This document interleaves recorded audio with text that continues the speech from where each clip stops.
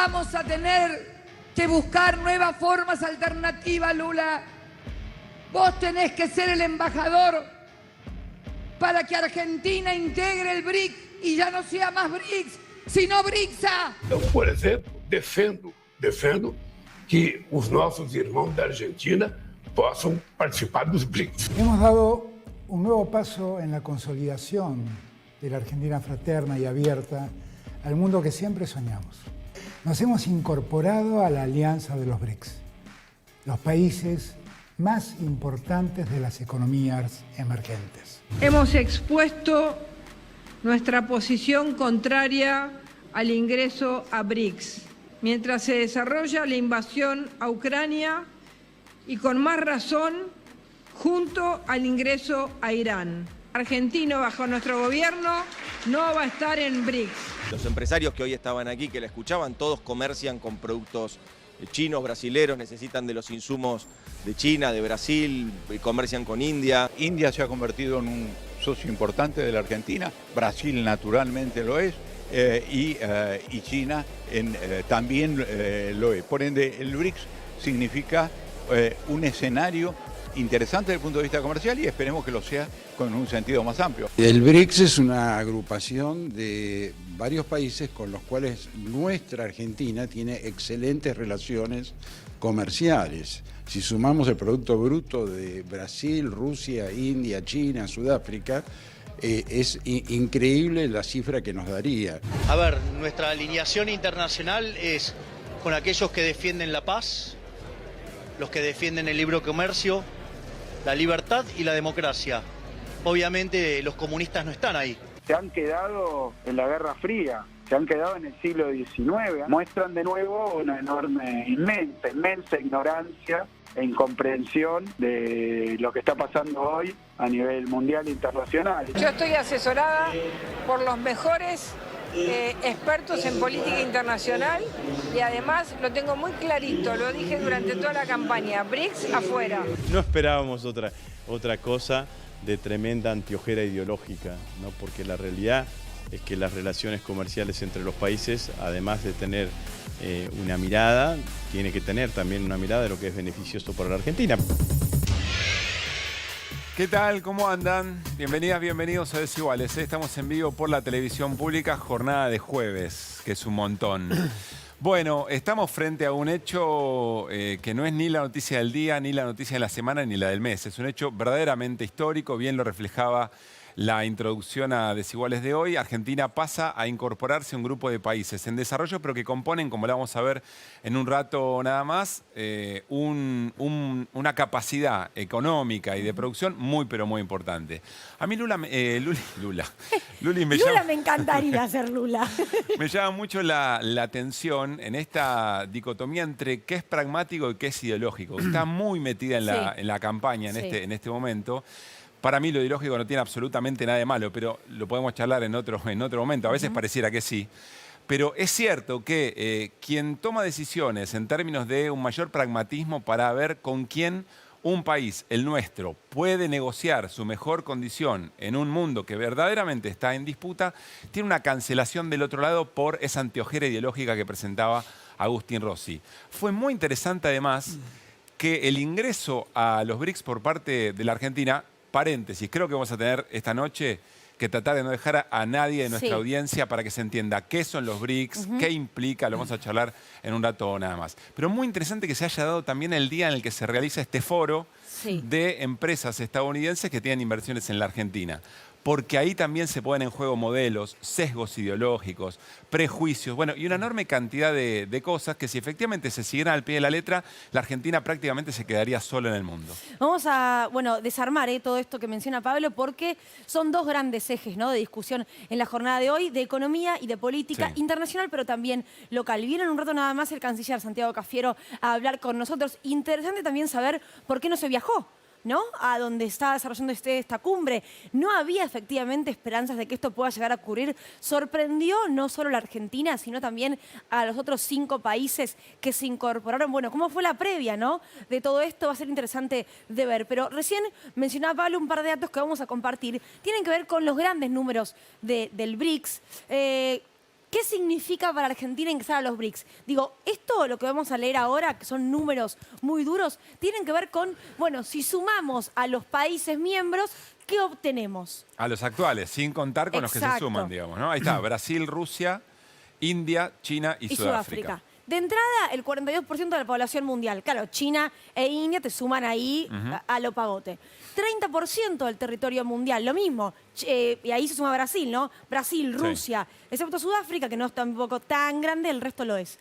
23%, Pablo, del PBI mundial. Claro, de la riqueza que se genera en el mundo, estos países concentran el 23%, 18% del comercio mundial, 16% de las exportaciones mundiales, 15% de las importaciones mundiales. Y además lo que significan ya para la Argentina, porque muchos de estos países representan un cuarto de su propia negociación por fuera. Bueno, dentro de los BRICS hay 3 países con los que Argentina comercia de manera muy importante. Hablamos de Brasil, hablamos de China y hablamos también de la India.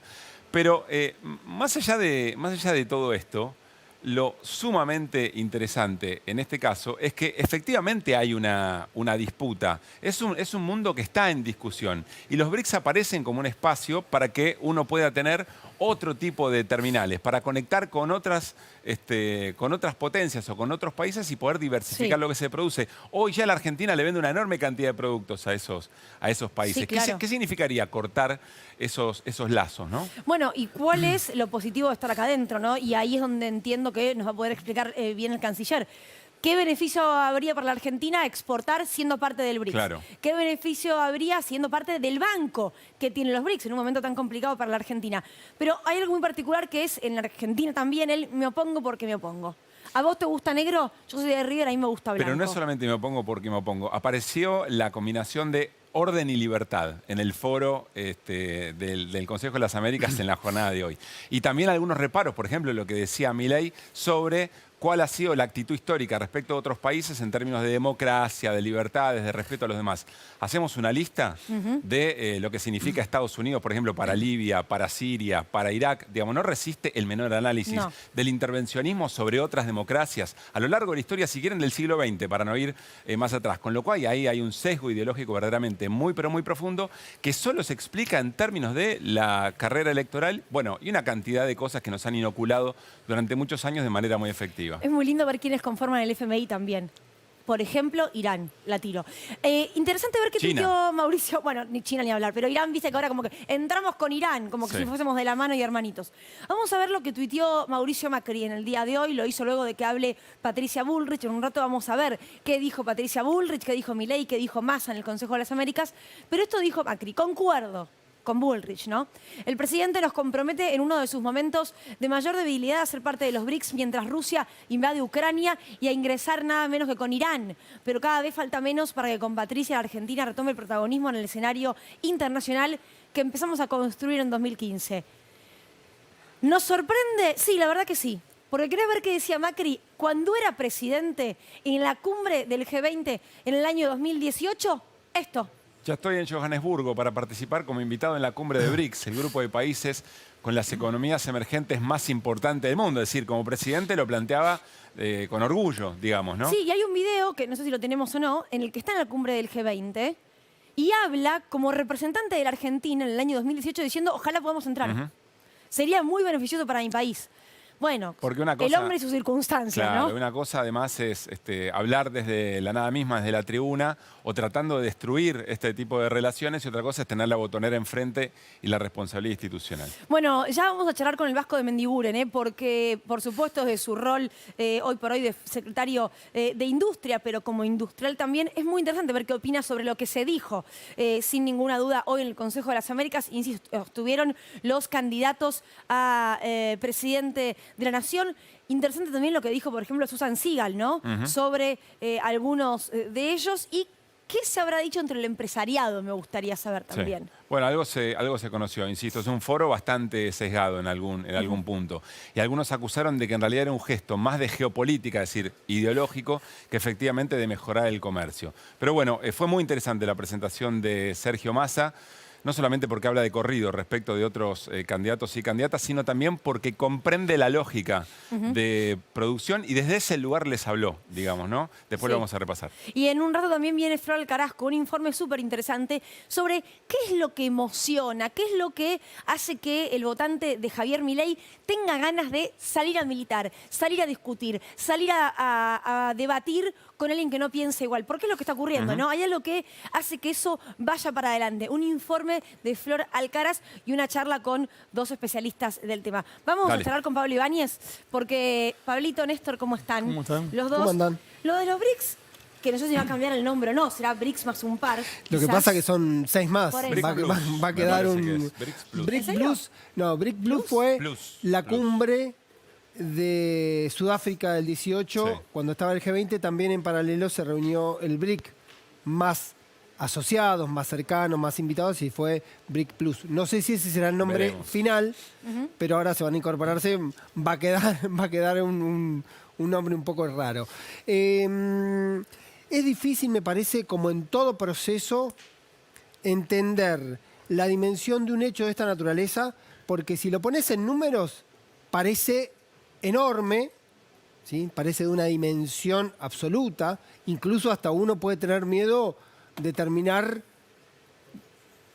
consumido por esa dimensión, porque creo que en las advertencias, y son más, para mí, electorales que de otro tipo, siempre está ese temor o la idea de entender ese temor respecto, por ejemplo, a China, cuando uno claramente sabe que hoy China es una pieza clave para la Argentina, para la economía argentina, hablar del swap, hablar de la asistencia en yuanes, digo, entonces me parece que hay... Para la economía estadounidense, por ejemplo. Para la economía del mundo. Claro. Y porque además no hay ninguna economía, salvo países muy particulares que están bloqueados o aislados, no hay economías que puedan funcionar sin ningún tipo de relación con los dos gigantes que existen actualmente. Entonces, entender esa dimensión, y sobre todo creo que va a ser una tarea difícil para el canciller, poder procesarlo más allá de la geopolítica en los beneficios o en directos, digamos, pero lo empezás a mirar con economía. Hoy me repasaban que la principal socioeconómica de destino del comercio de Santa Fe es la India. Claro. Que hay varias provincias que el principal destino económico es China. Entonces, ahí empieza a funcionar... Claro, pero empieza a funcionar una dinámica que tiene que ver con la realpolitik, la economía de la producción y la traducción de todo ese fenómeno. Porque después siempre es más fácil decir, chinos malos, no quiero saber nada con Irán, que entender la dimensión de un proceso económico y de funcionamiento en una economía mundial. Entonces, a veces me cuesta separar el hecho de candidatos hablando en el Consejo de las Américas, hablándole a un mercado en una cancha marcada de alguna manera, y después entender que eso tenga efectivamente una cristalización eventualmente en la administración de alguno de esos gobiernos. Me parece insólito pensar que Milei diga, si soy presidente no voy a tener relaciones con China. Parece una tontería, sin embargo lo dice. Sí, claro. Y sin embargo hay empresarios que lo miran como si estuviese diciendo algo de verdad. Bueno, respondió Massa, ¿no? A esos empresarios diciéndoles, dale, ustedes lo escuchan, no preguntan nada, pero sobre eso vamos a hablar en un ratito. Vamos con nuestro invitado ya. Ya está el canciller Santiago Cafiero esperándonos para charlar un rato. ¿Qué tal, Santiago? ¿Cómo andan? Bien, ¿todo bien? ¿Cómo andan? Queremos no dejar afuera a nadie de esta charla. Entonces vamos a arrancar por lo básico, porque quizá quien está muy sobreinformado sabe, o por lo menos le suena a BRICS. ¿Qué son los BRICS? ¿Qué tipo de grupo de países es ese? ¿Y qué significa para la economía de la gente? ¿O en qué puede mejorar la vida de la gente eventualmente a futuro? Bueno, en primer lugar, hay que entender que los BRICS son economías emergentes, ¿no? Son 5 países de economías emergentes, donde está China, Rusia, la India, Sudáfrica y Brasil. Esos países tienen un foro donde convergen en políticas que tienen que ver con, no con discutir todos los temas de la agenda global, sino con discutir las cuestiones concretas del desarrollo económico de sus regiones, del desarrollo económico de sus países, de su economía, de cómo, de cómo discuten nuevas herramientas de financiamiento que tengan en cuenta a esas economías emergentes. Es decir, de algún modo es un espacio y un ámbito donde se debate sobre las brechas de desigualdad. No se debaten todos los temas de la agenda global ahí. Se debaten las brechas de desigualdad, se debaten las desigualdades entre el norte y el sur, se debaten la agenda del sur global, de cómo el sur global debe tener un rol más activo y más protagónico en la agenda que viene. En este caso, puntualmente, como un mundo que ha cambiado con la pandemia, con la guerra y con el cambio climático. Bueno, por supuesto que lo que propone son nuevos desafíos. ¿Cómo se van a abordar esos nuevos desafíos? ¿Quién va a financiar el desarrollo? La misma arquitectura financiera de la posguerra, del Tratado de Bretton Woods, del Fondo Monetario Internacional, de la posguerra. Desafían ese esquema. Lo complementan, porque también a mí me preguntaban, bueno, pero esto no va a complicar las negociaciones que la Argentina tiene con el Fondo Monetario Internacional. Cuidado, los 5 países miembros de los BRICS tienen silla en el Fondo Monetario Internacional. Esto no es excluyente. Primer punto, no es que estás en los BRICS y abandonás otra cosa, no.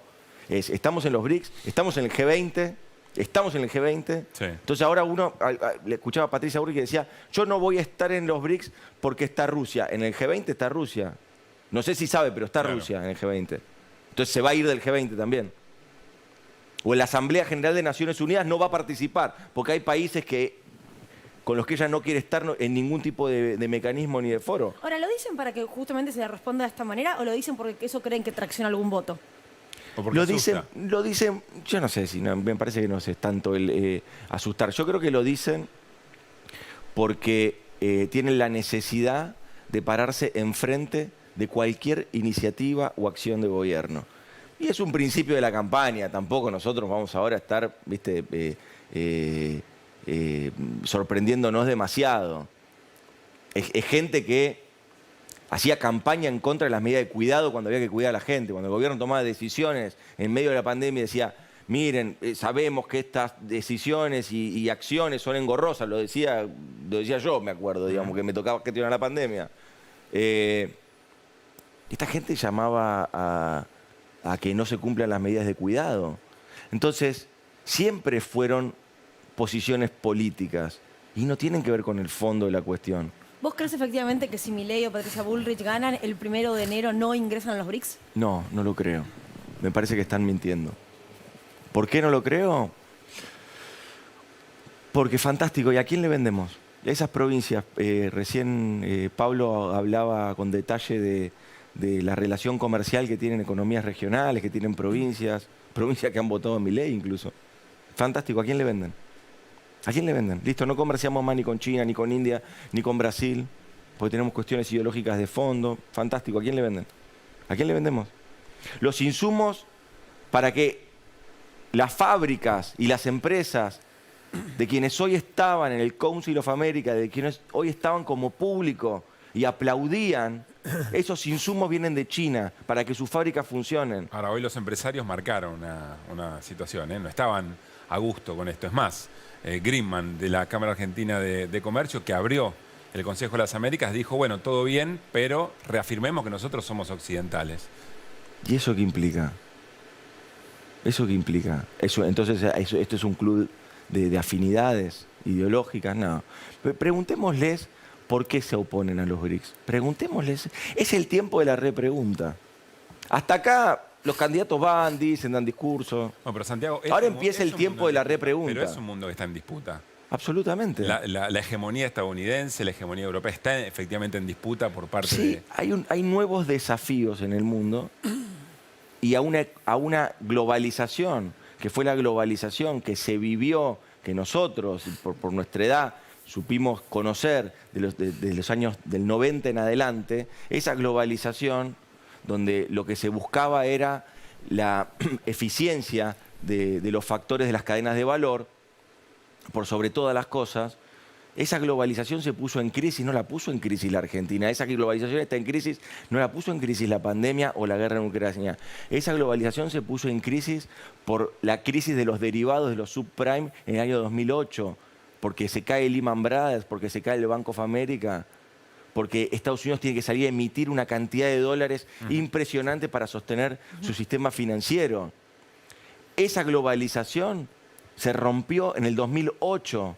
De ahí en adelante el comercio internacional empezó a decaer y hoy empieza a visualizarse, después de la pandemia, después de la guerra, después del aumento de la inseguridad alimentaria en el mundo, después del aumento de los precios de la energía, se empieza a ver que la globalización ya no es una globalización que busque eficiencia, sino que busque acuerdos estratégicos, una globalización de regiones, una globalización de mecanismos. Eso es lo que estamos viendo nosotros. Ahora, este es el mundo hoy. ¿Quieren inventar otro mundo? ¿Quieren... En ese contexto, ¿en qué beneficia lo que hoy pasó a argentinos y argentinas? Y que la Argentina participe, sea invitada y participe y sea miembro pleno. Párrafo 91 de la comunicación del día de hoy de los BRICS. Párrafo 91, Argentina como miembro pleno de los BRICS. Había dudas si era, si no era. Como miembro pleno de los BRICS, un mecanismo que las decisiones se toman por consenso.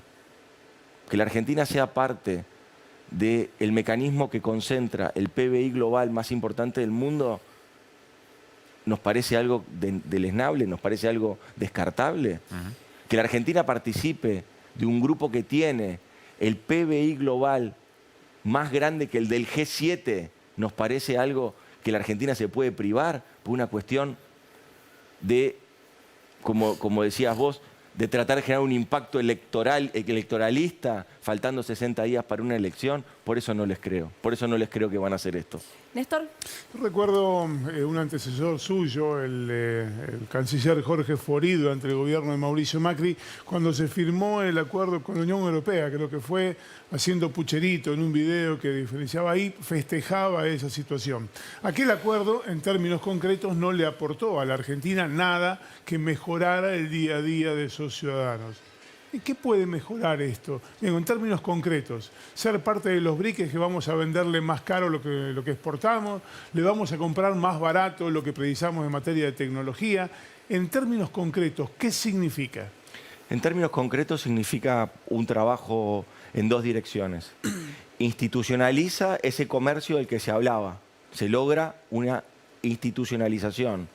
Esas provincias que hoy están exportando, Santa Fe, que le exporta a la India, provincia de Buenos Aires, de Córdoba, que le exportan a Brasil, bueno, a partir de, o los que exportan a China, a partir de que la Argentina ingrese a los BRICS, institucionaliza algo que ya ocurría.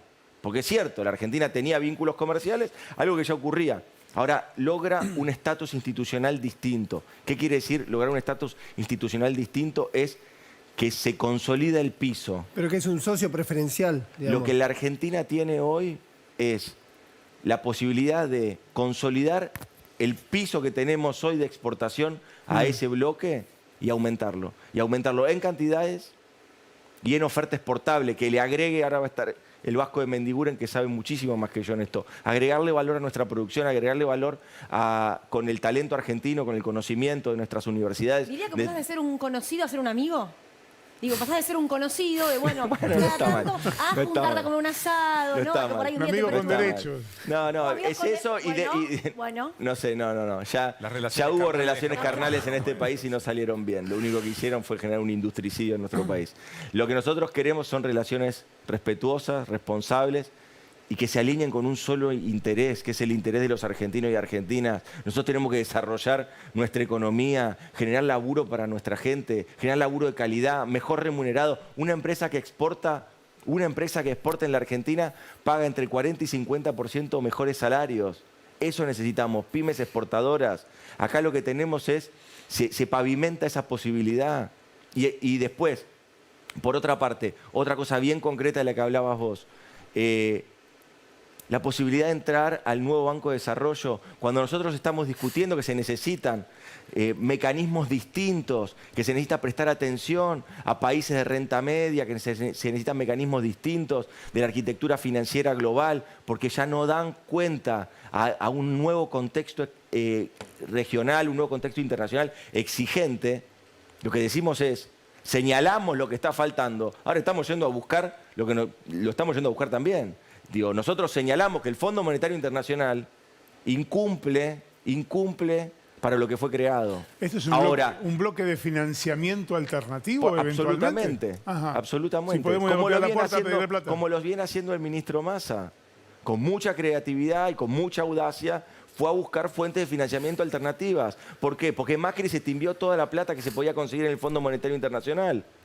Porque acá hubo una financiarización de la economía argentina, una desregulación para que entren capitales especulativos entre el 2016 y el 2018, y cuando esos capitales especulativos se dieron cuenta que ya la rueda no daba para más, se fueron. Cuando se fueron, Macri tuvo que ir al fondo, conseguir esa plata, y lo único que hizo con esa plata no hizo escuela, puente, represa, no hizo nada. ¿Qué hizo? Le pagó a estos para que se vayan. Bueno, eso tiene una causa judicial y se está investigando a ver qué sucedió. Ahora, para no ir siempre para atrás, hay que contar un poco la historia porque en tiempos electorales hay que saber, hay que votar con conciencia y sobre todo hay que votar en defensa propia. Hay que conocer bien cuáles son los intereses que se defienden. Nosotros lo que pensamos es que hoy se logró una gran posibilidad para la Argentina. Si hay parte de la dirigencia política de la Argentina que, por una cuestión electoralista, hace planteos de narrativas electorales, no me sorprende. No me sorprende. Ahora, están equivocados. Están equivocados. Mismo Macri quiso entrar a los BRICS en el 2018, no pudo. Bueno, y estuvo en una reunión de Sudáfrica en el 2018. Sí, Macri. sí, veíamos las fotos recién. Bueno, no, llegué un poco más tarde. No, ¿qué pasa si Argentina decide romper relaciones con China? Como lo ha planteado. ¿Cuáles serían los Milei. efectos? Sí. Bueno, pienso que se cae el swap, pienso que tenemos efectos monetarios y cambiarios severos. Pienso que se caerían mercados. Y cuando hablo que se caen mercados, vos siempre me decís cosas concretas, bien. Se caen mercados, parece una cosa abstracta, una cosa que no me impacta. No, si a vos se te cae tu posibilidad de exportar a China, a una pyme del conurbano bonaerense, es que esa pyme cierra y que la gente se queda sin trabajo. Si vos rompés esas relaciones y no le comprás más insumos a China, esto el Vasco puede decirlo con más solvencia, la cantidad de industrias que dependen de los insumos de China para producir, la cantidad de cadenas productivas que se interrumpirían. Pero ahí vuelvo a lo mismo que te pregunté antes con respecto al 1 de enero de 2024 de Patricia Bullrich o Milei no entrarían a los BRICS. ¿Vos crees que realmente Milei cuando dice no comerciaría con China, no comerciaría con China? Otra vez, ¿es algo para disputar, para Yo creo pelear? que están en la discusión de la narrativa electoral, de que se tienen que mostrar diferentes al gobierno, que no le tienen que conceder nada al gobierno y que piensan que desde ahí consolidan su oferta electoral, pero es una oferta electoral muy pobre. Ante la repregunta, Milei se enoja y Bullrich lo mismo. Bullrich tiene que leer ante la repregunta. Y es el momento de repreguntar. ¿Cómo lo van a hacer? ¿Querés dolarizar? ¿Cómo lo vas a hacer? ¿Querés romper relaciones con China? ¿Cómo lo vas a hacer? No soy yo el que lo tiene que responder eso, Pablo, pero es así. Lo tienen que responder los que proponen esas cosas. Yo qué digo, con absoluta transparencia, nuestro candidato, nuestra oferta electoral, Sergio Massa puede contar de punta a punta qué es lo que la Argentina necesita para despegar, para generar una agenda de despegue y desarrollo económico. Lo puede decir con honestidad, con claridad. Puede también con mucha transparencia y con mucha honestidad decir lo que falta hoy. Absolutamente, sí, se recompuso la actividad económica, se recompusieron los puestos de trabajo. Ahora, ¿falta recomponer el salario de los argentinos? Sí, por supuesto. El primero que tiene esa prioridad es Sergio Massa, o el presidente de la Nación, Alberto Fernández. Los primeros que tienen eso, que saben eso. Bueno, es la asignatura pendiente, pero también tenemos que entender que un paso en falso nos puede repercutir una caída muy severa. ¿Qué significaría un paso en falso? Que este tipo de propuestas sean propuestas que se lleven adelante. Este tipo de propuestas son propuestas extremadamente temerarias, que no están midiendo consecuencias, porque nadie les está preguntando. Por eso yo pienso, a priori pienso que no son capaces de hacerlo, pero bueno. Santiago, ¿por qué no estaba el presidente de la Nación hoy allí en este día histórico para la Argentina? Porque nosotros teníamos, durante el año pasado, se hizo todo un trabajo de sensibilización con los países, diplomacia presidencial. hicimos un trabajo del Servicio Exterior de la Nación, pero sobre todo la diplomacia presidencial, es decir, el presidente en primera persona hablando con cada uno de los líderes de los BRICS para contarles cuál es la voluntad y la vocación de la Argentina de entrar. El año pasado, durante la presidencia de China, se iba a trabajar el primer paso, que era definir un mecanismo de ingresos. No se pudo tratar, son todas decisiones por consenso, nosotros lo conocemos por el Mercosur o por mecanismos donde la Argentina participa, como la CELAC, por ejemplo, que son mecanismos que bueno, necesitan tener consenso. No se había alcanzado un consenso el año pasado y este año sí se alcanzaba el consenso, solamente iba a ser para definir el mecanismo de ingresos, con lo cual no teníamos seguro de que se vaya a tratar vayan a tratar nuevos ingresos. Como no teníamos seguro eso, lo que dijimos fue participamos de modo virtual, por supuesto, y de todos modos fue realmente muy gratificante cuando el día de ayer pues estábamos permanentemente en contacto, por supuesto, no es que no viajó el presidente ni viajé yo, pero estábamos permanentemente en contacto allí con nuestra gente, con nuestra embajada y sobre todo, bueno, en el caso nuestro con Brasil, naturalmente, porque también seamos conscientes, esto se logra en gran parte porque Lula entiende que la Argentina tiene que transitar junto a Brasil este contexto global y sobre todo los desafíos de desarrollo que tenemos. ¿Lula es nuestro mejor lobista? Lula es alguien que quiere mucho a Argentina, y que entiende que la Argentina y Brasil tienen un destino común. No le diría lobista, le diría nuestro representante gremial. Me parece que a él le va a gustar más. Es nuestro secretario de la CGT a nivel Me parece internacional. que sí, me parece que le va a gustar más. No, yo creo que Lula entiende muy bien los desafíos que tenemos, entiende muy bien que estamos yendo de una globalización como la concebimos, como la vivimos de los 90 en ese momento, a una globalización de regiones y que necesita que la Argentina tenga fortaleza, que la Argentina tenga una presencia muy potente en Sudamérica, en el Mercosur, y después es lo que Lula mismo ha destacó la vocación integracionista que tiene el presidente. Cristina Fernández de Kirchner, ¿sabes si se comunicó con el presidente, con la Intercancillería por esto? No, no lo sé. No lo sabes. ¿Y Sergio Massa cómo se enteró? ¿Quién se lo comunicó? No, sí, que Sergio veníamos hablando. Sí. ¿Y quién se lo comunicó? ¿Se lo comunicaste No, vos? no, el presidente. Ah, directamente hablaron ellos. Sí, sí.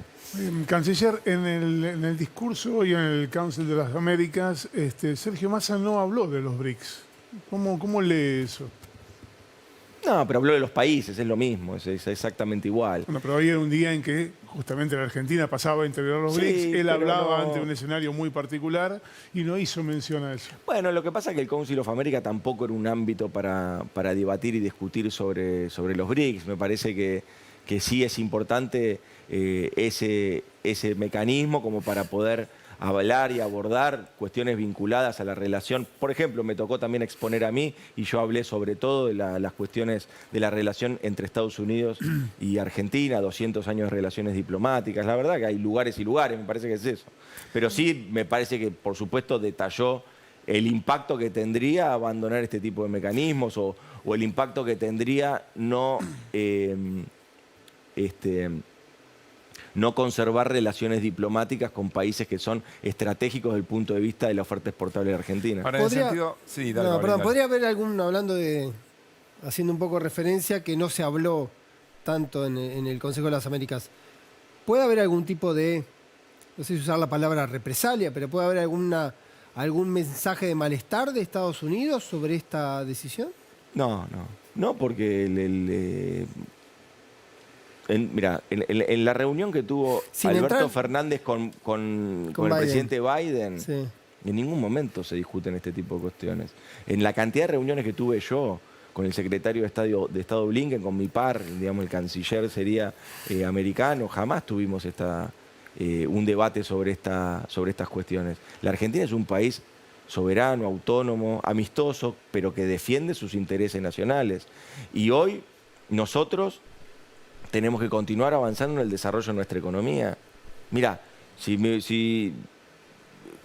cuando discutí sobre algunas cuestiones vinculadas a el desarrollo de la política exterior, pero sobre todo el desarrollo del comercio exterior de la Argentina, siempre planteo lo mismo. Nosotros tenemos déficit comercial con Estados Unidos, necesitamos que vengan más inversiones en Estados Unidos para aquí, para nuestro país, para que generen más oferta exportable y así equilibrar la balanza. Y también necesitamos lo mismo de China. Las dos necesitamos. Las condiciones son importantes, de todas maneras, ¿no? Las condiciones. Que pongan para esas inversiones un país u otro, digamos. ¿En qué sentido? No te entiendo. Bueno, por ejemplo, en libre disponibilidad de las utilidades o determinado tipo de mecanismo. Sí, pero... Porque condiciones hay y la disputa está. Sí, a mí pero... lo que me preocupa de esa definición, que no haya atención y demás, es que se niegue esa atención. Esa atención está porque la disputa existe. Absolutamente, pero es comercial. Absolutamente. Bueno, lo comercial pero es una competencia comercial. Siempre ha sido comercial. Por lo menos lo que llega hasta nuestras costas. Es una tensión comercial. Esa tensión comercial la Argentina tiene que tener una actitud pragmática.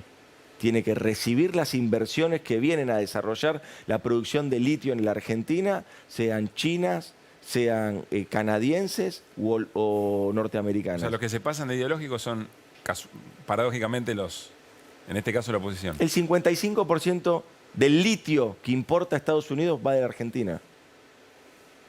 El 55% del litio que importa Estados Unidos para hacer las baterías, para hacer el desarrollo de su electromovilidad, etcétera, va desde la Argentina. Las inversiones que tenemos nosotros, vinculadas a capitales norteamericanos, Estados Unidos es el principal inversor en cuanto a stock de inversión extranjera directa a partir del 2012 en Argentina, 17.000 millones de dólares en stock de inversiones.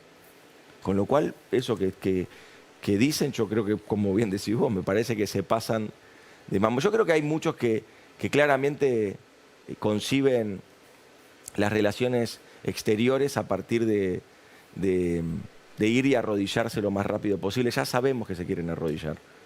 Pero vayan despacio y nadie se lo está pidiendo que lo hagan ahora. Ni tampoco le piden relaciones carnales por el momento. Pedimos, por favor, no volver a ese tipo de políticas, de vínculos, porque no fueron positivos. Gracias, Santiago. Gracias a ustedes. Gracias. Bueno, nos vamos al living. Sí. Vamos, al living estamos. Ya viene el Vasco. A la mesa, sí, ahí viene el Vasco. Te notaba, estabas como si en el otro lado de la casa. Estabas como otro lado de la cabeza en este momento. Ya viene el Vasco de Mendiguren, para charlar sobre también, bueno, qué opina el empresariado, el industrial argentino cuando se empieza a decir con China sí, con este no, con Estados Unidos solamente. Hay una cosa ahí como de, ¿realmente a vos esto te conviene? Sí, insisto que hoy en el Foro de las Américas se habló de orden y cambio. Y esas palabras aparecen como consigna electoral, así que va a ser interesante ver qué escuchó el Vasco de Mendiguren en esa reunión. Antes, señor Pablo Ibáñez, el rompecabezas de Sergio Massa, ¿en eso nos metemos? El rompecabezas de la campaña, básicamente, de Sergio Massa. Está recuperando. Primero, debo decir que en los dos equipos que salieron segundos y terceros todavía estuvieron 10 días tratando de saber dónde estaban parados. Decantando. Entendiendo la derrota, el porqué de la derrota, más allá de la matemática electoral de decir acá saqué menos que acá, acá perdí, allá salí segundo. Había toda una lógica de entender el fenómeno de la irrupción de algo que no tenían contemplado. ¿Y por qué es importante entender el fenómeno? Porque si tenés que ir a combatir contra alguien en términos políticos, en términos electorales, tenés que entenderlo primero, cuáles son sus debilidades y sus fortalezas. Lo que ocurrió con el oficialismo, hoy Patricia Burri tuvo una reunión con su equipo de campaña, con los que tienen cargos ejecutivos, gobernadores electos y en funciones, sus legisladores, armó su propio esquema.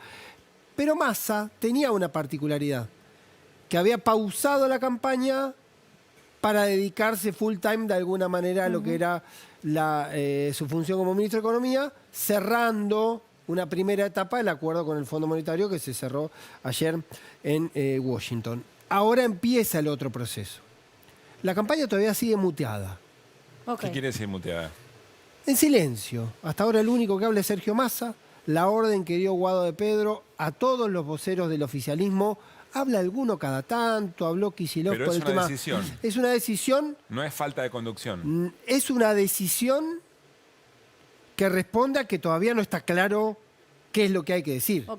Por eso vuelvo al punto, Entonces me parece. Es más parecido a una falta de conducción que a una. No una falta de conducción, todavía no hay una estrategia clara. Claro. La única estrategia clara que hay, y no está en el rompecabezas, pero dio una demostración Massa en las últimas 24 horas, que es esta decisión de polarizar con Javier Milei por un momento tratarlo bien y al rato tratarlo o cuestionarlo. Por ejemplo, dijo ayer, fue muy equilibrado con el fondo, que uno podría decir, ¿por qué? Lo termina, digamos, de alguna manera abuenando, le termina diciendo, bueno, no es tan terrible, y ahí la terrible fue Bullrich, y hoy en el Consejo de las Américas, de alguna manera, lo tiró abajo de un tren porque le contó las costillas de todas estas cuestiones que tenía que ver con las propuestas. Pero de Milei China. en el centro de lo que es el adversario La electoral. decisión es esa, Sí. subir y bajar, disputar con Milei, con el dilema, que creo que lo hablamos en algún momento, esta bomba de relojería de que no Se te caiga mucho se Bullrich. derrame absolutamente Bullrich, porque eso podría suponer otro riesgo. Volvemos al rompecabezas, a ver, veámoslo. El rompecabezas. Tomamos A ver. 4 ejes. Uno tiene que ver claramente con la economía, va a Por ser supuesto. vinculado con las medidas que se vienen y la Le voy a repercusión preguntar de al eso. Vasco, le voy a preguntar al Nos Vasco vamos a ahora, meter con si eso. sabe qué se viene. Mañana se supone, ¿no? Mañana Massa retoma la campaña en 2 distritos muy picantes. Córdoba, que es el lugar donde hizo la peor elección Unión por la Patria, menos de 9%, y después va a estar en Rosario, también con sus particulares, porque Sí. hizo una mala elección Unión por la Patria en Rosario. Ese primer eje, después va a estar el mismo viernes una actividad del Frente Renovador de Massa. Hay como una especie de empezar de a poco a funcionar, sacarse el traje enteramente de ministro para entrar en el modo campaña. ¿Por qué el modo campaña? Porque está funcionando la campaña. Está muteada la campaña de los voceros, pero hubo un rasgo que hoy me lo decían un gobernador y un armador de la campaña. Hubo preocupación. Ante la preocupación del resultado, ningún gobernador está paralizado. Empiezan a ver qué hacer o empiezan a hacer cosas. Es que el gobernador, aunque no responda a la libertad avanza, y digo, no le es lo mismo un presidente que otro. Por supuesto que no. Por eso, si te pones quisquilloso, ves que algunos gobernadores tuvieron claramente mejores resultados que otros, en unos se involucraron más los gobernadores que otros, y eso empieza a drenar en la preocupación de cada uno, decir, bueno, la PASO fue una señal, ahora me tengo que poner las pilas. Yo voy a decir una frase que en un momento me dijo un gobernador sobre Patricia Bullrich, A ver. que era, Patricia Bullrich me va a intervenir la provincia. No es una cuestión de perder la elección y convivir, porque Claro. el tono de Patricia Bullrich me va a intervenir la provincia. Hoy me decía, no me va a intervenir la provincia, no me va a dar un peso, no me va a dar una obra, Claro. me va a dejar a mí. Bueno, Milei plantea Abandonado. cortar la No, coparticipación. no, peor, es menos que abandonado. Porque lo que puede ocurrir claramente es que la demanda siga existiendo y tengan que ser los gobernadores del partido que sean los que tengan que atender esa demanda. Sí, claro. Claro. Entonces, se va a multiplicar la demanda. Bueno. La demanda va a seguir existiendo sin ningún tipo de asistencia nacional. En este escenario, claro. por lo menos que estamos Ahora, hablando de la hipótesis. Pablito, lo que pienso es viendo el rompecabezas figuran intendentes y gobernadores. Con una lógica parecida. Pero lo que implica eso es de abajo para arriba. Es de abajo para arriba porque también hay una coincidencia general, De que él no se había puesto en marcha el auto. que no se había puesto en marcha ese mecanismo, pero que también por distintos motivos los gobernadores suelen medir mejor que Massa. Y los intendentes suelen medir mejor que Massa. Por el fenómeno que sea, por el costo de formar parte del gobierno, por los motivos que sea que podríamos evaluar, pero hay un fenómeno de esa naturaleza. ¿Y entonces? Entonces, sí es importante, según la lógica del oficialismo, que los intendentes y los gobernadores estén incluso dispuestos a perder un poco arriesgando para llevarlo para arriba la boleta nacional. Porque la pérdida que ellos conciben ante un 11 de diciembre con Bullrich o con Milei puede ser dramática. Claro. Un gobernador me decía, yo soy gobernador, con Bullrich o con Milei va a ser una tragedia mi provincia. Insisto con la interrupción de la coparticipación que plantea Milei y la vuelta a hablar de provincias inviables. Exactamente, y todos los planteos que tienen que ver con la eliminación de la obra pública y cuestiones Sí. de ese orden. Digo, siempre tratando de ser lo más objetivo posible en la designación. Son cosas que plantea Milei, no es que uno está interpretando Sí, lo que claro, Milei claro, sí. haría. Son No, porque cosas vos que hay plantea mucho, Milei. pero hay muchos votantes de Milei o de Bullrich que cuando le decís, che, pero esperá, mirá que quiere cortar con la obra No lo va a pública. hacer. No lo va a hacer. Bueno, Me pasó hoy al mediodía en un almuerzo. Pero no lo va a hacer. Pero si te lo está diciendo, puede ser que no lo haga porque no puede, pero es su intención al menos. Te lo está contando. es lo que dice. Por eso digo, cuando los gobernadores o los intendentes se ponen a proyectar ese escenario, dicen, es lo que está diciendo. Después si lo hace o no lo hace, no lo Bueno, sé. moraleja, Pero intendentes si y yo lo gobernantes abracé, se van a mover. se van, por lo menos están esperando sí alguna señal más clara. Claro. Porque Bien. lo que están diciendo es yo estoy haciendo, me estoy moviendo desordenadamente, caóticamente. Le están pidiendo a Massa, por ejemplo, tener campañas segmentadas según la zona, porque posiblemente hay temas que son más importantes en el norte que en el centro del país. Eso. Es lógico, después lo hemos hablado en otro momento, es difícil que Massa sea ministro de Economía, candidato, campañólogo y ordenador de la agenda, digamos. Volver un poquito a la placa, porque hay una pieza que me interesa y vamos mucho a cerrar ahí. Cristina. Bueno, Cristina está muy activa, invisible pero muy activa. Está muy activa, sobre todo en cuestiones territoriales.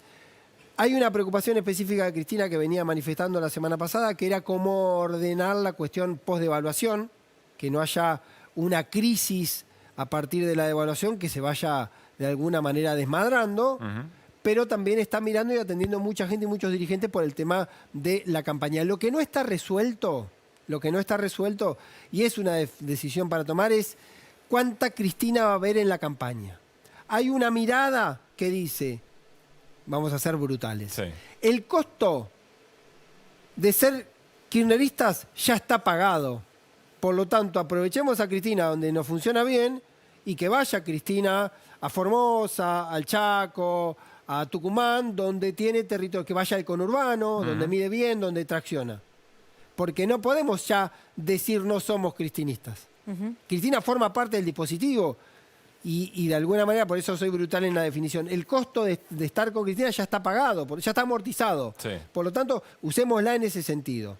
Y después hay algunos que están diciendo que tiene que haber más una idea de sostener esta línea con la centralidad de Sergio Massa como candidato y como referente y de alguna manera dejar jugar a otros actores que serían los gobernadores y los intendentes traccionando un poco más desde abajo. Esa dualidad también se puede ir administrando en función de lo que ocurra, de la demanda, y puede haber más Cristina en el conurbano y menos Cristina en otros lugares. No me le imagino a Cristina haciendo campaña en Córdoba, por ejemplo. La verdad que no. Porque tampoco tendría mucho sentido para ese caso. Bueno, va Massa mañana, dijiste. Va Massa mañana, bueno, comienza, para mí es súper simbólico, más allá que va con una actividad... ¿Que comienza en Córdoba y Rosario? Va con una actividad formal que es una obra, por ahí el Vasco sabe bien, que es una obra de troncal del gasoducto Néstor Kirchner, que va de La Carlota a un lugar cerca de Villa María, que también es importante para Córdoba. Pero después va a tener una reunión con dirigentes cordobeses, recordando que ahí Córdoba... ¿Y se juntará con Yarlora? No se va a juntar con Yarlora, hay toda una mirada sobre la actitud de Yarlora, y no, digo... Para tener la dimensión, en Córdoba Massa salió quinto. Milei, en votos. Milei, Schiaretti. Bullrich, Larreta, Massa. Gracias, Nos Pablo. metemos ya en la charla con el Vasco, pero antes un resumen de lo que pasó hoy en el Hotel Alvear, en el Consejo de las Américas, y lo charlamos. Quiero transmitirles que mi gobierno va a ser el gobierno más austero que recuerde la República Argentina. El primer elemento de la reforma del Estado es, vamos a arrancar haciendo una reforma de la ley de ministerios. Y nos vamos a quedar solamente con 8 ministerios. Y obviamente vamos a avanzar en la privatización de las empresas públicas. Desarrollo ferroviario en la Argentina y en el mundo se da con inversión pública. El desarrollo de ciencia y tecnología en la Argentina y en el mundo se da con inversión pública. La Argentina necesita espalda para enfrentarse a todos los obstáculos que se nos ponen en el camino. Obstáculos para contratar trabajadores, obstáculos para invertir, obstáculos para exportar. Aquellos emprendedores que le va bien son héroes, son benefactores sociales. Muchachos, son ustedes son los que tienen que poner de pie a la Argentina. Yo me comprometo a sacarles el Estado de encima. Cuando se elige al Estado corrido de la inversión en infraestructuras, pasa como pasó en los últimos 7 años en la Argentina, que no hubo gasoducto que permitiera sacar el gas de Vaca Muerta. Nunca más un cepo. Un cepo es un instrumento de tortura. Un cepo es un instrumento de tortura. Pero nosotros tenemos en este momento 4 propuestas técnicas para dolarizar. Hay 2024, ¿no? Si el 11 de diciembre vamos a romper el Mercosur y vamos a romper la relación con China, vamos a dolarizar la Argentina sin dólares de exportaciones. Les pido por favor a ustedes que son gente seria que por lo menos raspen un poquito cuando escuchan esas cosas. Toda ley que es una traba a la producción, al trabajo, el primer día, esa la derogamos. Proponemos una modernización del mercado laboral. Y si yo necesito asegurarme, ir por un seguro, no estar reventándole la vida al resto de los argentinos para que yo me sienta seguro. Yo no vi a ninguno que se ofendiera cuando el Estado puso los sueldos por los ATP para sostener 5 millones de empleos. ¿No? Digo, me parece que en todo caso hay una relación que es de mutuo equilibrio por mutua conveniencia, en el que además el Estado necesita que el sector privado produzca más, genere más riqueza, genere más valor, básicamente por el desarrollo de su propia comunidad.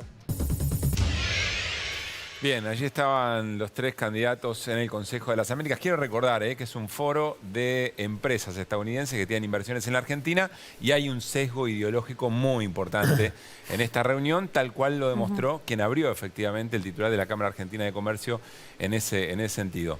Vasco, ¿cómo te va? Buenas noches. Muy bien, muy bien. Motivado. ¿Motivado? Sí, sí, no puedo creer lo que estoy viendo, la verdad, sinceramente, ¿no? Como un hombre de la producción. Porque Argentina sale de una sola forma. ¿Qué es lo que no puedes creer? Lo que dejaron las PASO. Lo que estoy escuchando. Pero es lo que dejaron las PASO, ¿eh? No me cabe duda, porque también cometimos errores, sobre todo de comunicación. Y también hay algo que te quiero decir, y no es excusa. En el mundo, la gente se enojó con la política definitivamente. No ganó un solo oficialismo, ¿eh? En países estables, sin inflación, sin pobreza, hasta Merkel se llevó puesto, ¿eh? Y cayeron los partidos de derecha, de izquierda. Perdón, ya se perdió. Perdón, digo algo. No. Ganó el oficialismo en Francia por miedo a que gane la extrema derecha. Exactamente. En un balotaje. Y por 2 votos. No, ¿qué quiero decir? Que si en esos países era normal esa reacción ante la política, ¿qué te va a pasar en la Argentina, donde entramos defaulteados, 40% de pobreza, no teníamos posibilidad de ir al sector financiero para que nos financie el rescate? Por supuesto, que comprendo que tienen que estar muy enojados. El tema es si podemos explicar la salida que sirve de verdad, que es la que propone crecer a un país como la Argentina, que ya está en el umbral. Este año tenemos, no lo pasemos rápido, se nos cayó un meteorito. ¿Cómo estaríamos ahora con 21.000 millones de dólares en las cuentas? ¿Cómo estaríamos con la producción? No es que el gobierno no lo dijo eso, lo dijo... Bueno, pero la gente no lo entiende. De un montón de maneras. O quizá no es ahí, no es esa la razón por la cual fue votado. Mira, cuando vos tenés la responsabilidad de gobernar, que es distinto, cuando tenés la responsabilidad de opinar, entonces podés cualquier cosa, como están diciendo ahora. Cuando vos tenés que gobernar, tenés que saber que se te cayeron 21.000 millones de dólares. No me escucho mucho cuando Cafiero dice, pregúntale qué haría. ¿Vos podés emitir los dólares? No tenés la maquinita. Bueno, Massa recién decía, rasquen un poquito la olla cuando le viene a proponer ciertas cosas. Vos escuchaste, con todo respeto, porque yo respeto mucho a la gente, cuando la gente votó como votó, por algo votó. Hay algo que hicimos mal y algo que tenemos que cambiar, porque estamos convencidos que la salida de la gente es otra. Yo escuchaba, miramos, este fin de semana, el diario La Nación del domingo. Este muchacho Campos se llama, el asesor. Sí, el economista. Emilio Campos. ¿Vos leíste lo que dijo? Por suerte fue muy sincero. Lo que estamos proponiendo es muy doloroso. Va a haber que aguantar mucho, porque no tiene marcha atrás. Y si nos equivocamos, ¿escuchaste? Terminamos como Burundi, con 12 millones% de inflación. Te lo dice. Voy a probar con vos, viste, con un conejito. Pero yo insisto, Vasco, no es que lo dice y nadie lo escuchó. Hay un sector de la sociedad que efectivamente cree que hay que hacer ese sacrificio porque la salida es por ahí, algo que el gobierno no logró comunicar. Pero si él mismo te dice que no sabe si la salida, él te dice que podés terminar con 12.000% de inflación, que es sinceridad brutal, ¿no? Pero además, vamos un poco a la realidad. Argentina ya tuvo estas experiencias. Yo lo escribí, ¿te acordás? En mi libro de hace 2 días. Tiene una actualidad. Vos tenías la misma crisis que te llevaban. Todos los que hoy hablan de dolarizar, de la banca offshore, son los mismos. Los discursos son los mismos. ¿Y qué hicimos nosotros? La unidad del campo nacional. Radicalismo y peronismo, ante esta crisis tremenda, nos unimos. ¿Y qué dijimos? Afuera todos estos proyectos lógicos. Y mirá lo que pasó. Pero entonces, Vasco, antes de que me muestres el gráfico, vos decís, radicalismo y peronismo juntos. ¿Es Sí. momento de que vuelva a ocurrir eso? Sí. El campo nacional tiene que unirse, más escuchando estas locuras. Espera, esto ya lo dijiste. Vos, Rossi, Massa, Aníbal Fernández. ¿Hay ya puentes comunicantes o no? Yo te digo desde la experiencia vivida. Sí. Yo lo viví. Yo era presidente de la UIA. A mí vino el doctor Raúl Alfonsín, el doctor Duhalde, y me dijo, Vasco, acá hay que salir con una alianza con la producción, te juntas. De esta salimos juntos el campo nacional, porque enfrente los teníamos a los mismos que ahora. O sea, fueron los dos líderes de ese momento de los partidos, digamos. Sí, señor. ¿Y qué teníamos enfrente? Los mismos líderes que proponían. Antes tenían otros amos, que eran las dolarizadas, los que querían el 1 a 1, los que querían privatizar el Banco Nación, el Banco Provincia, privatizar la recaudación. Y nadie, la gente cuando está aturdida por este libro de Noemi Klein, La doctrina del shock, está aturdida, la crisis que te llevan, son capaces de aceptar cualquier cosa. Por eso hoy estamos escuchando los disparates que escuchamos. ¿Qué hicimos en aquel momento? Dijimos, vamos a salir con una economía normal. Y acá tenés el resultado. Así venía cayendo con la alianza, media devaluación rusa. Acá, Patricia, López Murphy, todos hacen esto en el 2001. ¿Eso es 2001? ¿Esa caída es 2001? Esta es 2001. Acá subimos nosotros. Febrero dejamos de caer. En marzo empieza esta recuperación. Acá asume Kirchner, acá, ¿no? Y no paró de crecer hasta el 2011. Pero Vasco, hoy son oficialismo. ¿Quién? Ustedes. Y por eso que vamos por este camino. ¿Y por qué te digo que vamos por este Pero camino? hoy la gente siente, a ver. Distinto lo que la gente siente, porque es verdad.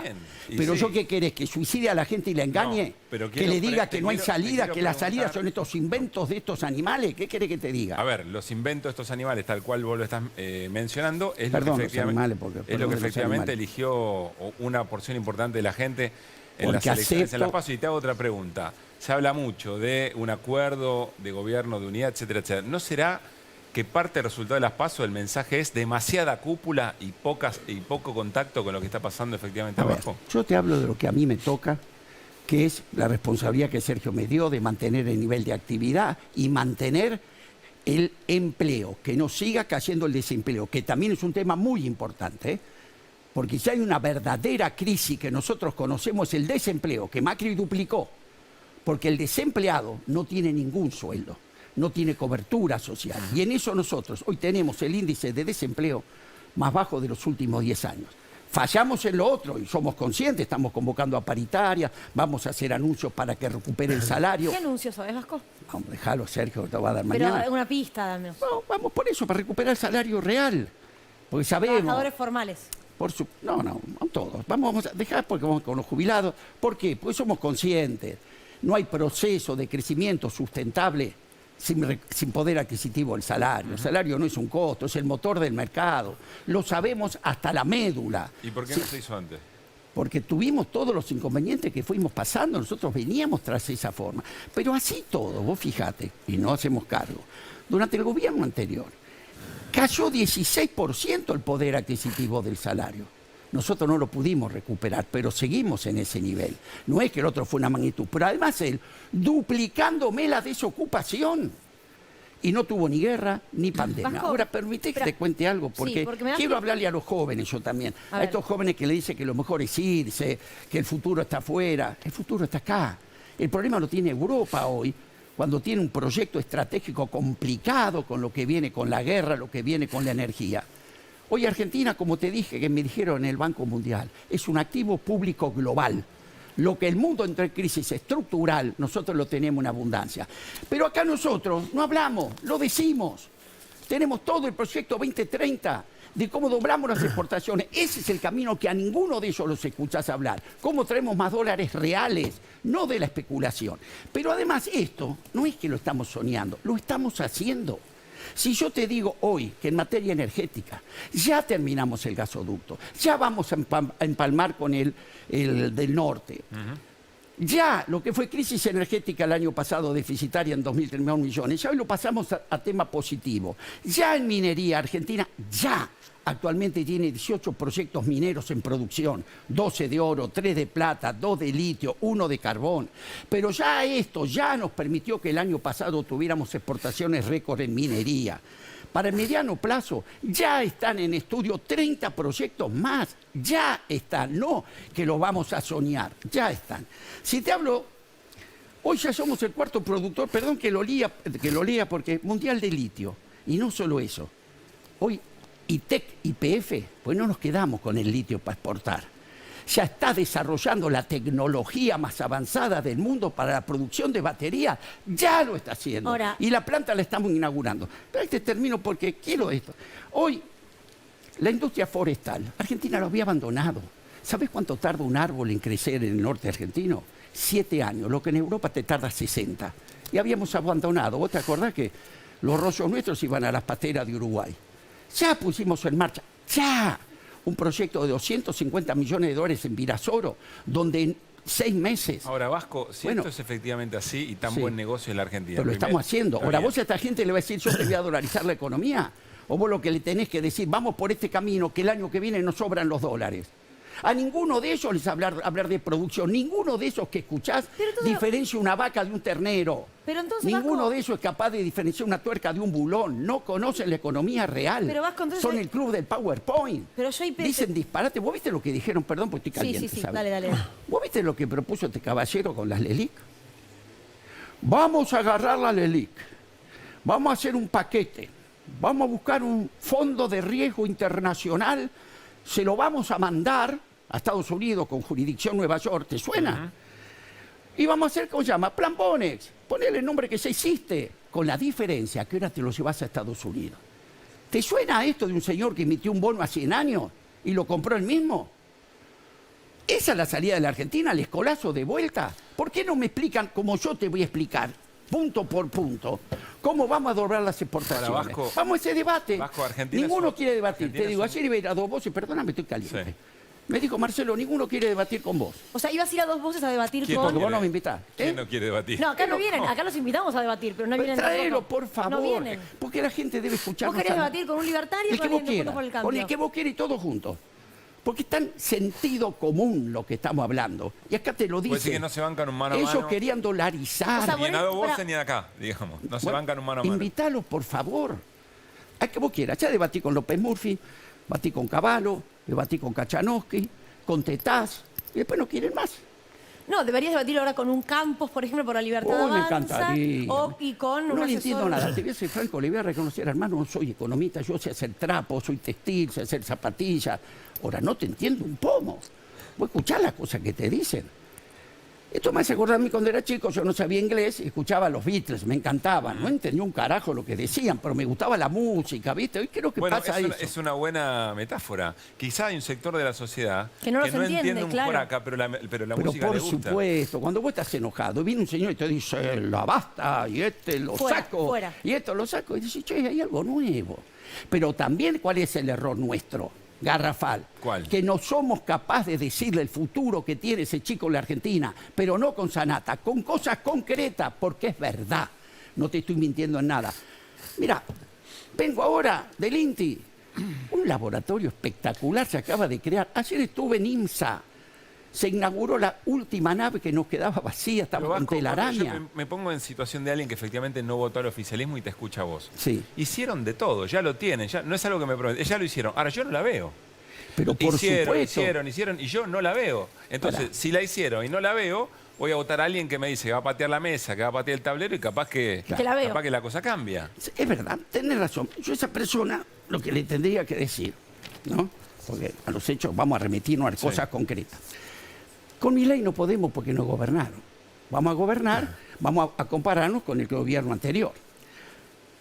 Macri, en todo su periodo... Eso es un buen tema, ¿no? Nunca, hasta donde entiendo, Milei nunca administró... Nada. Ni la operadora del colegio de los chicos. Perdón, fue empleado toda la vida. De hecho, yo me acabo de fijar que él recibió efectivamente un ATP en mayo de 2020. Sin embargo, él aclaró que lo devolvió. Lo recibió porque era empleado de Proden, Sociedad Anónima. Sí, una consultora. Con lo cual Proden había pedido que, que el gobierno lo ayude en el medio de la pandemia. Y, insisto, toda la vida fue una persona que trabajó en relación de dependencia. Alguien le pagó el sueldo pero y no administró. Experiencia de administración... Pero vos te crees que es lo mismo. Vos vas a la batalla naval cuando eras chiquito, al TEC, ¿te acordás? Sí. Una cosa de eso, te subiste a un barco y ir a la guerra. Vasco, antes de que sigamos, quiero que escuchemos a Javier Milei. Porque hoy hizo una referencia a los economistas de Juntos por el Cambio. Escucha lo que dijo. Los economistas de Juntos por el Cambio acorde a lo que está haciendo Juntos por el Cambio en este momento, están apostando a causar un desastre económico. Me parece una gran irresponsabilidad, porque dinamitarle hasta el rollover a un gobierno significa que le están tratando de impulsar una crisis, y a mí me parece que eso no está bien, pero parece que Juntos por el Cambio, con tal de ganar una elección, está dispuesto a todo. ¿Por qué él dice esto como diciendo yo no? O sea, básicamente él dice, a mí no me importa, total, yo vengo y te meto a las motosierras. En eso yo creo, por lo que me enteré, de cómo fue la actitud de los dos espacios políticos, fue mucho más responsable. Cuando él dijo, yo voy a honrar las deudas, dijo Milei, y vamos a sentarnos a negociar. El otro dijo, no ayuden, dejen que esto explote, digamos. En el FMI decís vos. Ante el Fondo Monetario. Exactamente, ¿no? Es decir, cuanto mejor, cuanto peor, mejor. Entonces, cuando vos ves estas cifras concretas, dato mata relato. En el modelo anterior se perdieron 225.800 empleos. Nosotros con la guerra, la pandemia, creamos 351.000 empleos. Hoy los empleos formales, son el más alto en 14 años. Sí, tenés razón, no alcanza. La ya venía, ya la estaba esperando. No, y otra cosa más, ahora, que la experiencia anterior también perdió muchos votos. Es decir, la sociedad también rechazó la experiencia anterior. Es que nosotros... No es que la está validando. No, para nada. Yo lo que digo, hechos concretos. La inversión, porque yo veo un país que el año que viene va a flotar, va a salir, va a tener dólares, no vamos a tener que ir al escolazo para buscar los dólares porque lo vamos a producir. Pero ¿sabés qué pasó con la inversión en el modelo famoso de Macri? No llegó. Cayó el 22% en 4 años. Y nosotros llevamos desde ahí un crecimiento del 36%. Y hoy el nivel de inversión en la Argentina es el 18.9%, el más alto de los 15 años. ¿De qué estamos hablando? ¿A vos te parece que con eso... Claro que tenemos el problema, nos cayó este meteorito, nos faltan los dólares. ¿Pero qué hicimos? ¿Qué hizo Sergio? ¿Aceptó el ajuste y parar la economía? No. Negoció contención, como se debe hacer, para que no caiga a nivel de actividad. Entonces, ¿qué hizo? El fondo le pidió 100% de devaluación. Y le dijo, si no, no vengas a Washington, porque poné la plata porque yo no te la voy a dar. ¿Qué hizo Sergio? Fue a Qatar, fue a China, fue a la Corporación Andina de Fomento y le llevó la plata. Tomá, me quedo con las reservas porque no te voy a devaluar el 100%. ¿Quién me es capaz de hacer eso? Entonces, ¿estamos resuelto el problema? No, el problema lo vamos a resolver cuando entremos a generar dólares, que ya los estamos generando. Dame un segundo, Vasco, porque se conoció... Sí, lo tengo acá, hay un comunicado de prensa del FMI, acaba de salir, que dice, directorio ejecutivo del FMI concluye la 5ª y 6ª revisión del acuerdo en el marco del servicio ampliado del Fondo para Argentina. Lo que aclaran en todo el tiempo es, no se cumplieron las metas, sin embargo vamos a desembolsar, y dicen, hay que reforzar los controles de gasto, actualizar las tarifas de la energía y contener los salarios públicos y las pensiones. Esto, insisto, para alcanzar el déficit fiscal, lo acaba de decir el FMI. Entiendo, Vasco, que nos sorprende esto, ¿no? Vamos a negociar. La receta. A ver, ¿vos te acordás de lo que negoció el fondo siempre? ¿Qué le hizo a la Alianza? ¿No tienen experiencia en el 2000 con Machinea? Primero le pidió baja de sueldos, la tablita. Después le pidió reforma laboral, ¿te acordás? Pero ¿Y qué terminó? ¿Vos decís que el gobierno no va a aceptar ese modo de llegar al 1.9? Yo creo que vamos a hacer todo lo posible, reforzando el crecimiento. Las medidas que vamos a hacer ahora siguen jugando al crecimiento económico, que no caiga a nivel de actividad. A ver, dámoslo claro. Si no creces, el resto es jarabe de pico. Vos podés ajustar. ¿Qué querés ajustar? Ahí dice un ajuste económico es un ajuste social. Un mal ajuste económico es un desastre social. Entonces nosotros lo que vamos a pelear y lo estamos haciendo es esto, el crecimiento económico. Yo me tengo fe, no va a ser fácil, pero fíjate lo que dijo el fondo en el 2020. Y cerramos con esto, Vasco. Y cerramos con esto. Comunicado del Fondo Monetario febrero del 2020. La trayectoria de la deuda pública argentina es insostenible. Era la de Mauricio, ¿eh? Era la que él le firmó. Y lo sabía. ¿Pero qué nos querés decir con esto? Y que ahora, ¿qué sabe? Que nos tenemos que hacer cargo del perno que nos dejaron. A él le dejaron 45.000 millones, a nosotros nos tenemos que hacer cargo cuando se nos caen los 21.000 millones. Y a mí me pedí y al otro se lo diste. Entonces creo que el sentido común marca, primero, que el camino es este. Segundo, ninguno de los que vos escuchás, los escuchás hablando de que la salida es generando dólares genuinos. Todos quieren el escolazo, la ficción, llevo los bonos, traigo el rollover y todas las cosas que dicen. Argentina sale produciendo y estamos en el umbral. Y te lo muestro con cifras acá, sector por sector, como doblamos las exportaciones. Y a los chicos, yo sé que lo que les tenemos que decir, quédense, les puedo asegurar que los europeos van a venir, porque Argentina en 2 años su problema va a ser el exceso de dólares. Y el problema que vamos, no el problema, lo que va a estar en toda la mesa es la distribución del ingreso, porque los ingresos van a estar, porque los vamos a generar. Hoy no tenemos ingresos, entonces nos cuesta discutir la distribución. Vasco, gracias, como siempre un placer, ¿eh? A ustedes. Gracias. Y un saludo a tu esposa, que sabemos que siempre está ahí. Está mirando con la cuenta supermercado. Por supuesto, gracias, Vasco. Vamos con nuestros compañeros. Señor Néstor Espósito, causa cuadernos. Mirá este fallo. A ver. Lo vamos a mostrar ahora, porque además es fresquito. Si le pasás el dedo todavía se le corre la tinta de tan fresquito que está. El fallo salió hoy. Es un planteo que había formulado el ex viceministro de Infraestructura, Roberto Barata, respecto de la causa cuadernos. Venimos contando casi machaconamente durante los últimos días que hay una serie de planteos que apuntan a todas las falencias que tiene la causa cuadernos. Bueno, este en particular lo hizo Roberto Barata a partir de una presentación de su abogada, Graciana Peñafort. Planteó una nulidad respecto de cómo fue el desarrollo de la causa, de cómo se validaron los elementos de prueba de la causa y de cómo terminó la incriminación. Ahí tienes la fecha, 24 de agosto, es un fallo extenso, tiene unas 40 páginas y es del Tribunal Oral Federal que va a realizar en algún momento, ya se empieza a hablar de finales de 2024, el juicio oral y público. Bueno, en concreto, ¿qué es lo que le dijeron? Para resumir esas 40 páginas, no a todo.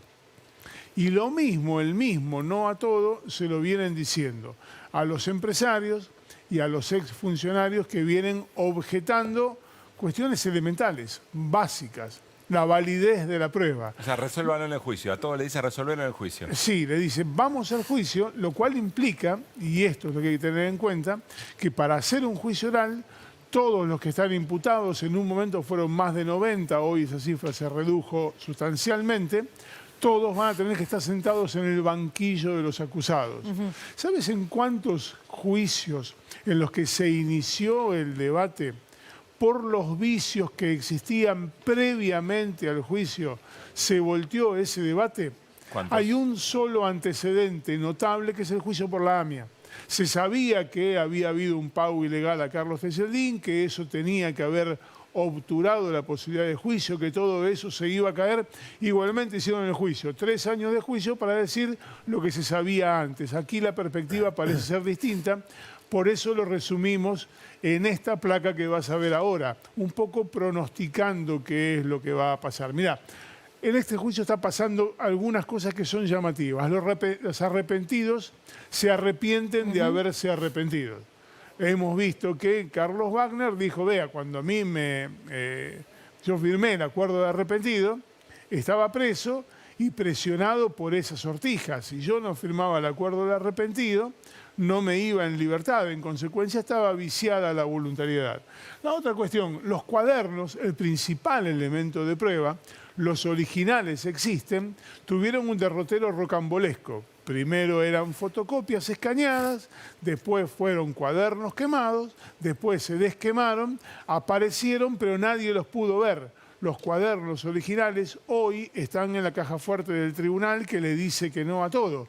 Cada vez que piden peritar esos cuadernos, la respuesta es sistemáticamente no. ¿Cuál es el objetivo final? El juicio a como dé lugar.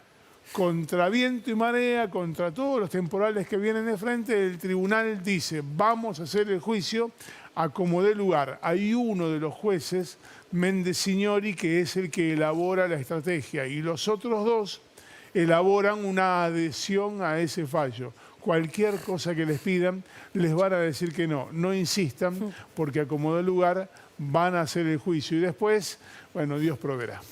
Gracias, Néstor.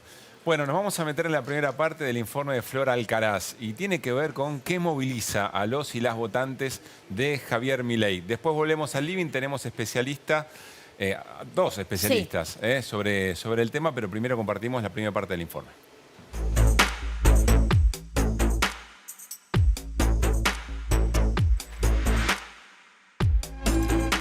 En las PASO voté a Milei por una cuestión de económica. Me interesa la parte de la inflación del país, entonces me gustaría que más adelante cambie nuestra economía. Queremos apostar a una persona diferente a lo que teníamos antes, sí. Porque yo a Javier Milei lo sigo, te juro, lo sigo desde que estaba Intratable en el programa ese hace muchos años y bueno, y la verdad que tipo me encanta. Porque Milei dice, bueno, si llegan a cometer un delito, cada quien va a tener que pagar esto, pagar aquello. Yo más que todo porque trabajo en la calle y soy vendedora independiente y compro mercadería a veces y las cosas de un día para el otro están subiendo y está todo mal. El tema de que no llegas con la plata, de que no puede ser que hoy en día llegues a un supermercado y lo mínimo que gastes es 5 o 10 lucas y no alcanzan los sueldos. Me parece bien que acorte los ministerios, me parece muy bien eso. Fundamentalmente la salud, que podamos disponer todos de una buena obra social, de salud, que tengamos que ir y que no tengamos que esperar tanto. Se resuelve con la privatización de la salud. Él quiere dar voucher para las vaccinaciones, de que quiere dolarizar. Para mí está bien que dolarice. El tema del colegio. Puso una propuesta de que ya había que pagar todo. Yo no llevo a colegio privado, tengo colegios públicos, tengo 3 chicos y bueno, uno se va adaptando a las circunstancias de cómo viene este país. Actualmente estoy sin trabajo, no tengo nada para hacer, no sé qué hacer, voy a rebuscarme por la calle, viví en situación de calle. Y bueno, y lamentablemente el cambio que yo quiero es que, bueno, que cierren el Banco Central, que hagan las cosas como corresponden. Muy bueno, Flor, ya nos metemos con vos, pero quiero presentar a nuestros invitados. Estamos con Juan Ibelvis, que es codirector de Beta Lab, docente en la maestría de Comunicación Política y en la carrera de Ciencia Política de la UBA. Y está Magdalena Chirón, que es socióloga, especialista en Comunicación Política y directora de Disputar, consultoría en Comunicación Política. Gracias a los dos por haber venido. Los dos estuvieron trabajando en Milei, entiendo. Sí, así es. Estamos haciendo este ejercicio de salir a la calle a escuchar. La semana pasada tuvimos el termómetro de la calle con diversas opiniones. Esta vez salimos a buscar específicamente votantes de Milei, que es la primera parte del informe. Tengo que decir que un poco me costó encontrarlos en la calle, ese es el primer dato. A la primera semana después de las PASO era más fácil, ahora no fue tan fácil, pero los encontramos, escucharon sus voces ahí, sus demandas, sus propuestas. Yo había salido con la hipótesis esta de Beta Lab, que Juani ahora puede desarrollar un poco más, que el votante de Milei es policlasista, que es transversal ese voto, que no es solamente ni únicamente de las clases bajas ni de las clases más altas, sino que es más transversal y que trasciende esta idea de la grieta. Entonces que hay que pensarlo de otra manera. Y es por eso que también lo invitamos para conversar justamente y analizar estas voces y escucharlas. Creo que es un insumo interesante más allá de lo coyuntural a largo plazo, porque digo, ahí hay una demanda concreta y hay algo que se construye en el nuevo escenario político. Juani, con se habló mucho del estudio que hicieron, de lo que contaron. Sí. ¿Qué puedes decirnos de entrada? A ver, que nosotros estábamos tan sorprendidos como toda la gente que claramente entró a leer esa nota, ¿no? Y la que después nos llevó a que estemos conversando acá.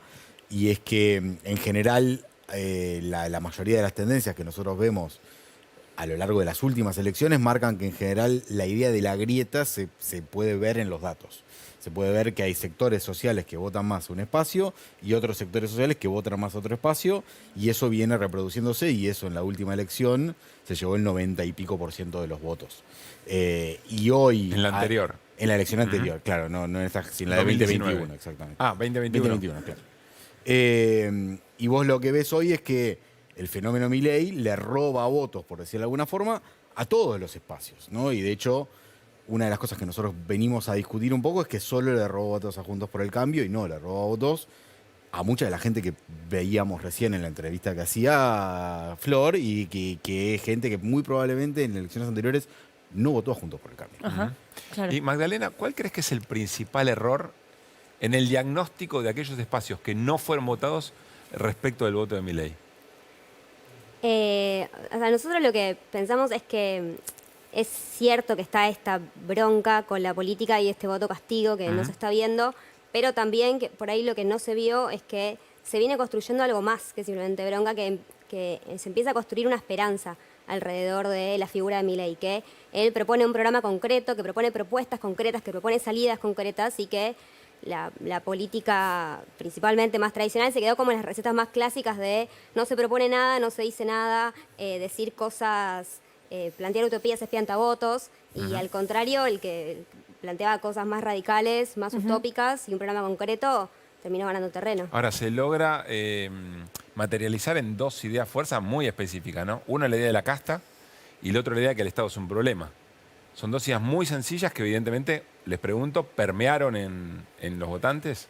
Para mí es la misma idea en realidad.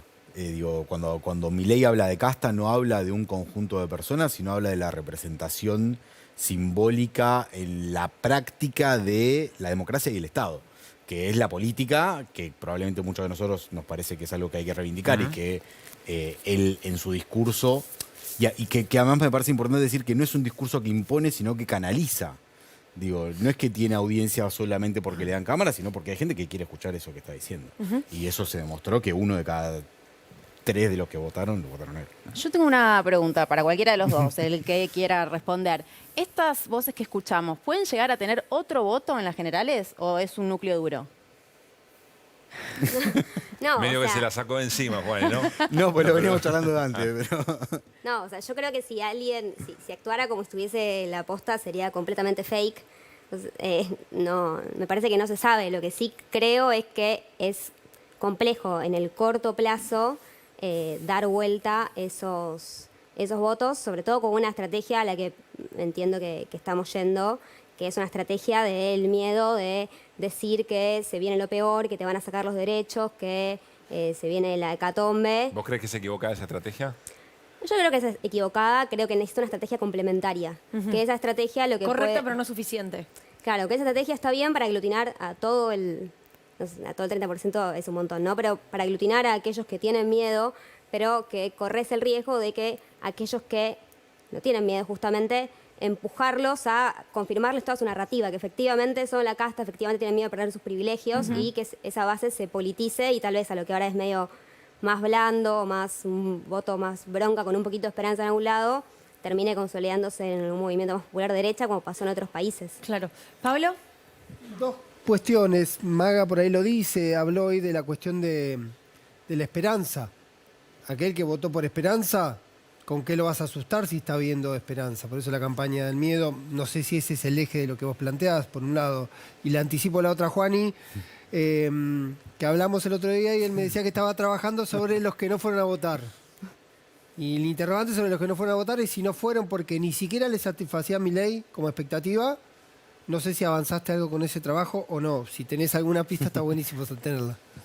Te tomo la posta. A ver, yo lo primero que voy a decir es que uno en general puede sintetizar muchas veces los procesos que se dan en las elecciones sobre el eje cambio-continuidad, ¿no? Y aquel que votó Milei claramente votó cambio en un montón de dimensiones distintas que me parece muy difícil pensar que pueda pasar a la casilla continuidad.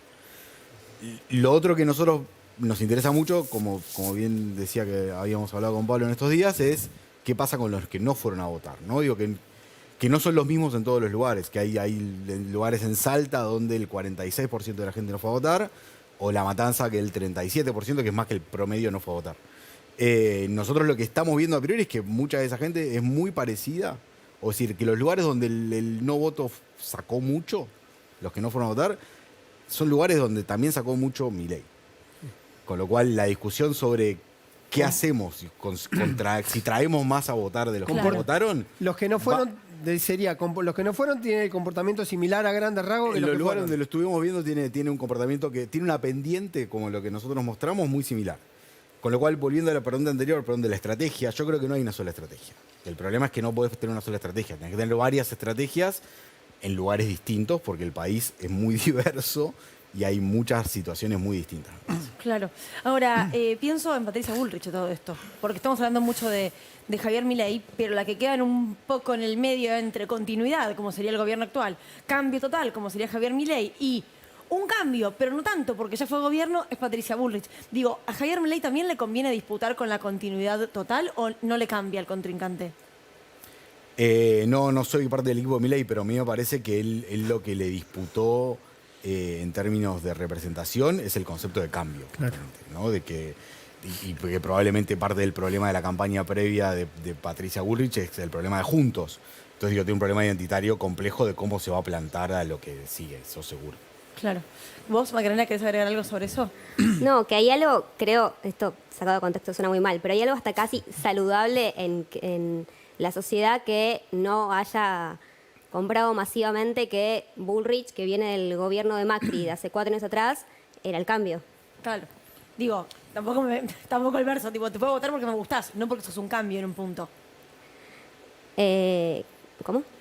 Digo, te No puedo entendí. votar porque me gustás, no porque no sos un cambio, a eso me refiero. Claro, sí, o sea, lo que digo es que la gente que estaba disconforme con el gobierno. Ese cambio no me gustó, digamos. Claro, el cambio claro, anterior, que Ya lo reconozcan conozco. que eso existió, como que Claro. no haya sido como, bueno, volvemos a, que era por ahí la hipótesis de la mayoría, volvemos a Juntos por el Cambio, bueno, que haya un registro y un recuerdo de esos 4 años de Macri, Positivos. me parece algo como de lo positivo que se puede sacar de la elección.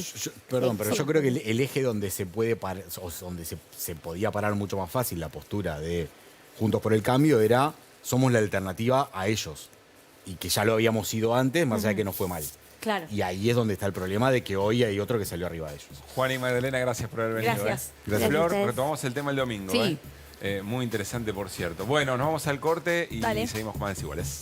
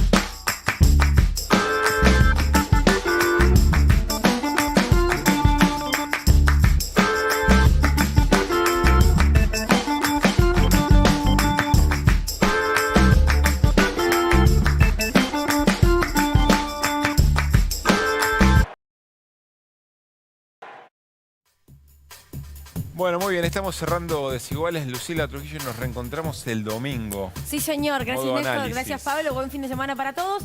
Domingo 9 de la noche nos vemos. Chau.